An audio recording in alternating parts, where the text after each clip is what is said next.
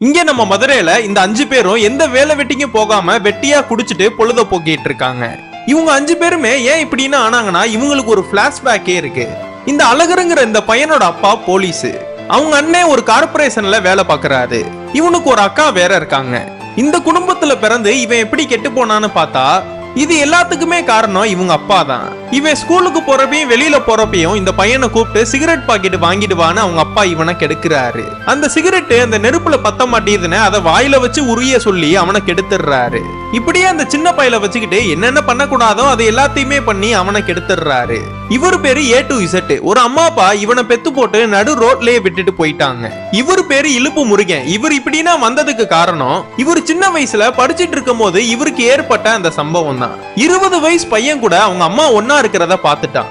அந்த பையன் கூடயே இந்த அம்மாவும் ஓடி போயிடுறாங்க.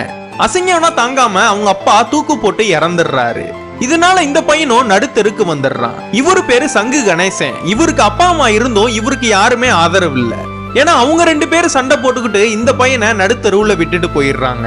இவரு பேரு அழகப்பன். காலேஜ் லைஃப் முடிச்சுட்டு 2 வருஷமா தான் இவங்க கூட பழகிட்டு இருக்கான். ஹோட்டல் வச்சிருக்கிற அவங்க அப்பா கிட்ட காசை வாங்கிட்டு வந்து இந்த 4 பேருக்குமே தாராளமா செலவு பண்றான்.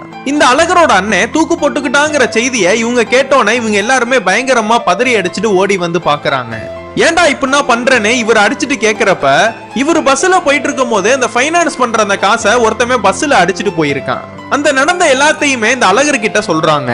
அவங்க 5 பேருமே இவன் யாரு, இவன் எங்க இருப்பான்னு அவனோட ஏரியாவனா கண்டுபிடிச்சு அவனோட ஏரியாவுக்கே போய் அவன் யாரு என்னன்னு பார்த்து அவனை அடிச்சு துரத்தி புடிச்சு அவன் திருடன் அந்த பணத்தையும் கொடுத்துடுறாங்க.